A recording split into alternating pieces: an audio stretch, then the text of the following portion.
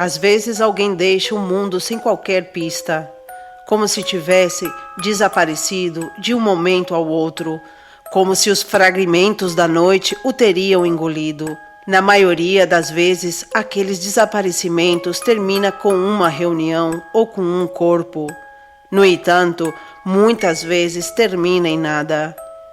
Esse é um caso especial, o caso único, o caso de Michael Rockefeller.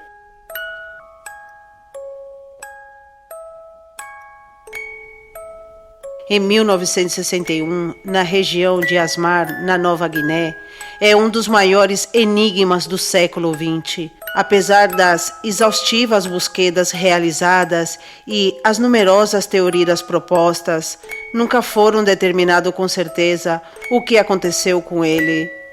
Este mistério é agravado pelo status de Michael, como um membro de uma das famílias mais poderosas e proeminentes dos Estados Unidos, o que alimentava as especulações, mitos e histórias sensacionalistas ao longo dos anos. Em 1961, no dia 18 de novembro, para ser mais precisa, Michael Rockefeller tinha 23 anos e estava navegando por um rio em um barco pela selva da Papua, em Nova Guiné.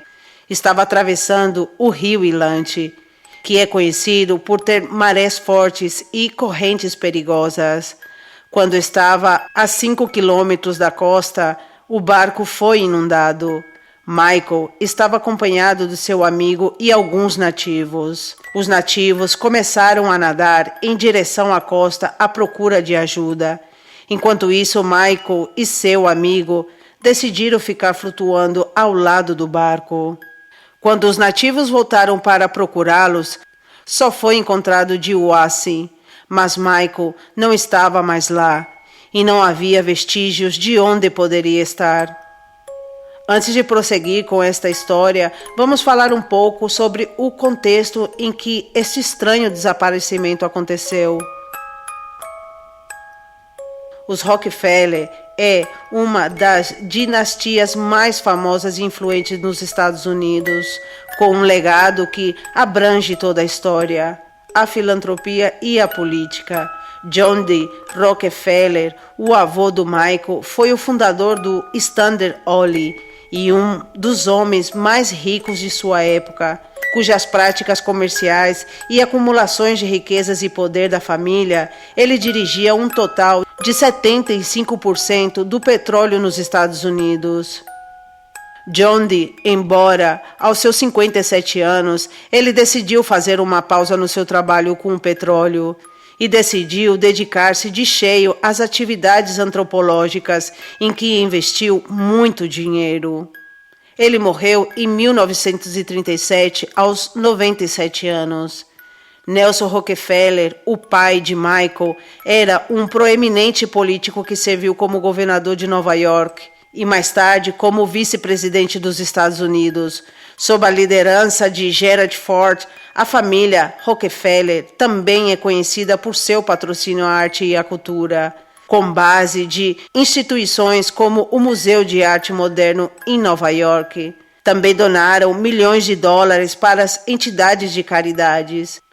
Michael tinha 2 irmãos e 2 irmãs. Uma delas era sua gêmea, que se chamava Mary. Michael se formou em 1960 em Histórias em Harvard. Todo mundo queria que ele continuasse com a empresa familiar, mas ele não quis.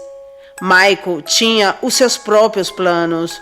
Era fazer um documentário com outros colegas de Harvard para mostrar as tribos que viviam a Nova Guiné, um território um pouco conhecido. Na década de 1960, a ilha foi dividida entre Papua, controlada pela Austrália, e Nova Guiné Ocidental, sob o controle dos holandeses, até sua transferência para a Indonésia em 1962. As tribos da região de Asmar, onde Michael Rockefeller desapareceu, eram conhecidas por sua cultura complexa artísticas e suas práticas de canibalismo ritual, que foi realizado como parte das guerras tribais e cerimônias de vingança.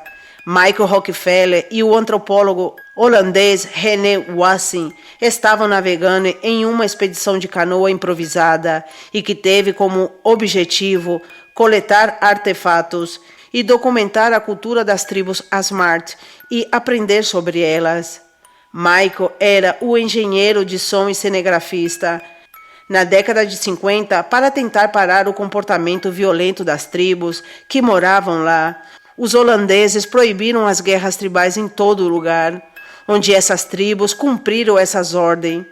Embora não pudessem parar completamente a carniceria que acontecia quando as autoridades descobriram que iriam documentar esta área, temiam que uma catástrofe ocorreria, porque eles acreditavam que as câmeras poderiam alterar a tribo Sendani. Depois de terminar de filmar o documentário, a equipe de pesquisa de Howard decidiu retornar ao seu país, embora Rockefeller queria investigar por conta própria as tribos Asmat, que eram conhecidas por seus complexos talhados em madeira e as impressionantes esculturas. Mas quando Michael chegou nesta região, ele recebeu a notícia que seus pais iriam se divorciar. Então decidiu voltar para casa, para evitar o divórcio. Depois de uma semana de retorno, ele percebeu que não ia ser possível a volta dos seus pais e regressou à Nova Guiné. Ao chegar, ele decidiu investigar a tribo de Asmat e a sua cultura. Eles compartilhavam muito com Mike, comiam juntos e ele filmou vários dos seus rituais. Um deles, muito importante para esta tribo, foi a escultura dos postes de beach, feita com uma pessoa tribal falecida. Eles acreditavam que nenhuma morte era aleatória, que todos eles poderiam ser atribuídos a alguém e tinha que vingá-los nas guerras tribais. Eles iam caçar cabeças para acalmar os espíritos. Após o corte da cabeça, era pendurada em um poste beach. Eles também tinham algumas danças e rituais para afastar os espíritos malignos. Em 18 de novembro, Michael decidiu pegar um desses postes para poder exibi-los em Nova York. Entrou em sua canoa ao lado do antropólogo René Wassin e 2 nativos. As pessoas da tribo avisaram a Michael que o barco estava carregado com muito peso. No entanto, eles foram embora igual. A 5 quilômetros da costa, um grânulo fez que o barco começasse a afundar lentamente. Os nativos decidiram nadar em direção à costa para procurar novamente a Michael e a René com ajuda. Eles esperaram no barco, mas ninguém foi procurá-los em toda a noite.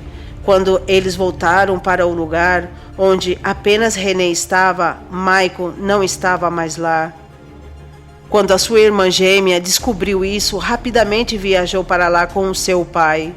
Quando eles chegaram, eles conheceram René, que lhes disse que Michael ficou impaciente de esperar toda a noite. E de manhã ele decidiu nadar até a costa. Ele usou o short que estava vestido para amarrar 2 tambores que tinham combustível, para usar aqueles como coletes salva-vidas.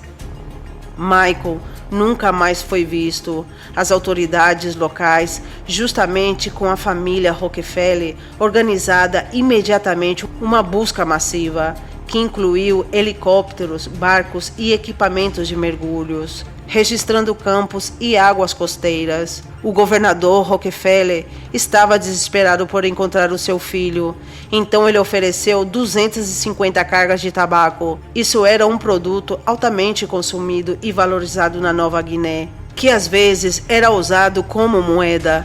Apesar dos esforços extensos, não foram encontrados vestígios de Mike. A família Mike Rockefeller passou 10 dias procurando a Mike, através de diferentes métodos. Embora, depois desse tempo, todos eles desistiram, e foi então que eles começaram a pensar em diferentes teorias. A teoria mais imediata e oficialmente aceita no momento do desaparecimento de Michael Rockefeller foi que ele se afogou enquanto tentava nadar até a margem do rio, onde virou a canoa. O rio não só é conhecido por suas fortes correntes, mas por ser habitada por crocodilos e tubarões, e que essa travessia seria mais difícil fazer nadando. Segundo a essa teoria, Mike teria se rendido ao cansaço pelas correntes ou fauna local. Antes de chegar à costa, os defensores desta teoria argumentam que o fato é que o seu corpo nunca foi encontrado e não era incomum, dado o ambiente hostil, a espessura da selva e os animais necrófagos e a rápida descomposição em um clima tropical. Eles poderiam ter contribuído para seus restos mortais que foram rapidamente perdidos, mas a falta de evidências físicas e concretas deixou aberta a possibilidades de outras mais explicações para o fato que o Wassim foi resgatado com facilidade. Enquanto estiveram na canoa, disse que Mike, se tivesse permanecido nela, poderia ter sido resgatado, o que adiciona uma camada de incertezas sobre sua decisão em nadar. Embora ninguém tivesse certeza ainda do que realmente aconteceu com ele, depois de um bom tempo e não encontrar seu corpo, novas hipóteses começaram a ser geradas. Começaram a acreditar que Michael poderia ter sido capturado por uma das tribos que viviam neste território e poderia ter sido adorado como um deus branco, ou estar morando com uma família papua ou algo pior. Uma das outras teorias mais controversas e persistente é que Michael Rockefeller ele foi capturado e morto por membros da tribo Asmart, que mais tarde o consumiriam em um ritual canibal. De acordo com algumas histórias por jornalistas e exploradores, nos anos depois do desaparecimento de Michael, as tribos teriam confessado ter matado um homem branco que veio para a costa. Em alguns casos, foram descritos como a cabeça foi levada como troféu, uma prática entre os guerreiros da Asmar, que acreditava que capturar a cabeça de um inimigo lhes daria o seu poder espiritual. Carl Hoffman, em seu livro Colheita Selvagem, 2014, afirma que foi realmente morto e consumido por Asmar. Passou anos pesquisando a região e coletando testemunhas, alguns dos quais apontam diretamente para essa conclusão, mas na falta de evidências físicas deixa esta teoria no campo da especulação. 8 anos após o desaparecimento, o pai do Michael doou a exposição de arte do seu filho, que ele tinha coletado em suas viagens de investigação à Nova Guiné. Embora ninguém sabe realmente o que aconteceu com Michael, as pessoas começaram a acreditar que Michael tinha sido morto por uma das tribos canibais. Outra das teorias diz que Michael foi vítima de uma das tribos Oxanet, que havia estado em guerra com as autoridades holandesas, e em uma batalha os soldados assassinaram a 3 da tribo. Como eles não conseguiram matar a mesma quantidade de holandês, eles teriam que pagar a dívida, já que isso era contra a religião, que dizem que a vida e a morte tinham que estar em constante equilíbrio. É por isso que eles assassinaram um homem branco. Para ser capaz de combinar as coisas, acredita-se que confundiram a Michael com um holandês, e é por isso que eles o assassinaram.